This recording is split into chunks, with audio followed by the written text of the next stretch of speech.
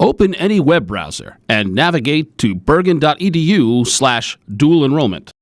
Click on the area that says Apply to the Dual Enrollment Program. Fill out each page of the application and click Submit. Within 1 to 2 business days, you will receive a Ready to Register email with a link to the registration form. The email will come from dualenrollment@bergen.edu. Click the link and log into the registration form using the username and password format provided in the email. Be sure to fully complete all sections: A. Personal information, B. High school course information, and C. The student signature area. At the bottom of the last section, you must click Submit and Print to submit your application. Print the form and get it signed by a parent or guardian and your high school guidance counselor.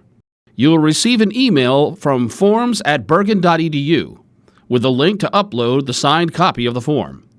Be sure to upload all pages of the form or else it'll be rejected. If you do not receive the email, you can go to lf.bergen.edu and click the Upload Signed Form link. You should upload your signed copy as soon as possible. Your registration will not be processed if we do not receive all pages. Once the registration is processed, you will be notified via email with payment instructions. Also for payment, you may go to my.bergen.edu using your login credentials.